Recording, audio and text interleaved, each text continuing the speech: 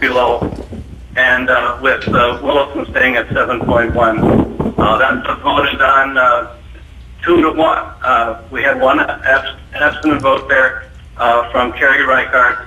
I don't recall the reason. We can talk about that. Doesn't make a difference, but I would move that we adopt the budget guidelines, and with what I say, option 2 there is, and I'd like to have you move that forward. I understand. I would second the chair. I think two people were talking at the same time there. I didn't hear. Grant, was that you? I just indicated that I would second the motion to move it forward. Okay. All right. I don't see that we have Tammy here yet. Yep, she's on her way. So maybe we could hear from Kerry Reichert. Sure. Yeah. So, just I think my concerns with the recommended guideline. Well, we came in with the proposal of from the cabinet of a different structure than what was approved coming out of the committee, and there was the exception for Williston State College, and I read what was in front of us, and I felt I was comfortable with that, but I don't think we had a lot of information on the differences between what the cabinet was recommending and what we approved, and as to as far as I'm concerned, I don't think that we want to be, I guess, a low-cost leader. I think affordability doesn't just mean we're the least expensive. It means that the value of what you get makes it worthwhile. And I didn't want to, if there was going to be a unfunded something, I wanted to know what it was, so that we knew that we weren't jeopardizing quality by not allowing the requested increases. And so that was my concern. Just one information. I know DSU was one that really stuck out to me, because I know that there are some things going on there where they may need to increase tuition, and so that was really my concern there in voting no. And just I don't think it's a bad idea for the full board to discuss it. I do think it's a pretty big issue, and we discussed it as a full board last time. Of course, we didn't have the committees, but I think this is probably about as a big issue as we're going to get. So I'm looking forward to discussion with the board. Okay. Thank you. Any other comments? Madam Chair, you have a recommendation? if I could ask Laura to come up and actually go through the full budget. There's some really good news stories in here, and I'd like the board to hear all the good news story as well. And as soon as Tammy shows up, Tammy's going to go through sort of an abbreviation of what she gave the committee relative to the funding model. And if we could, Tammy is here. Yeah. We are delighted, yeah. And so I'd ask Tammy and Laura to come forward and to go through that in more detail for you. Okay, thank you. Madam Chair? Yes, Dwayne. You want to draw the motion? What are we doing? I think we're moving this draw as... the motion on the floor. Yep, and we're having the discussion section of it. And you want to enter this as discussion once you're talking about that? Fine. Okay. Madam Chair, members of the board, I'm on page, I guess it's 4 in the upper right-hand column of the PDF file.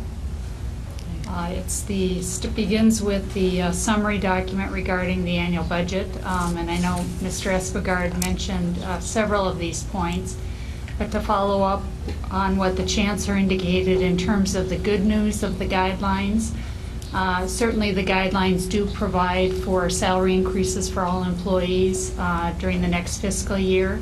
That would be a minimum average increase as a campus of 3%. Certainly institutions have the authority to go more than that. The other point, and Mr. Espegard mentioned this, is the guidelines do call for a reduction in the Connect North Dakota fee. That fee has been in place, as you know, for several years to help support that software system that supports all of our administrative functions, including finance, HR, payroll, and all of our student records. And that fee has been $81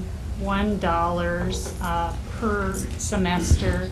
The fee will be reduced if approved today, to $66, and in large part that is driven by the retirement of the debt that was issued at the inception of that program. The fee could go down slightly more than that as a result of the debt payoff. However, we anticipate some cost increases going forward for software licenses and personnel costs, and so that's been offset a bit. And believe we can stabilize the rate at $66 at least for the next 2 or 3 years, hopefully. So while there are some cost increases, of course, that we're talking about relative to tuition and other fees, there will be some reductions, at least in that fee.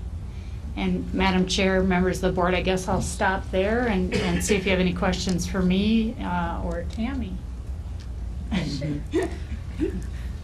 Tammy, thank you. Well, thank you, Laura. But Tammy, thank you for making the quick switch here.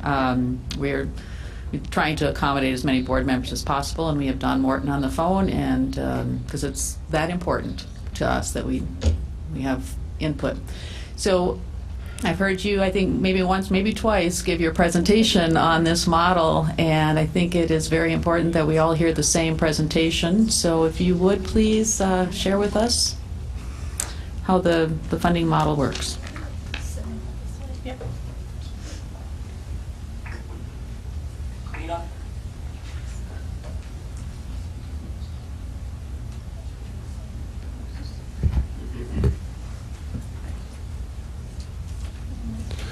Madam Chair, for those on the phone, Tammy did have a one-page handout here, and we're getting it scanned right now, and we will get it sent off momentarily. Thank you. Is this working? I couldn't tell if the mic was working I think or not. so. Okay, members of the board, what's being distributed is really a brief, very brief summary of the presentation I've done before. There's 2 sections really to the handout, and the top is just a quick summary of how the formula works.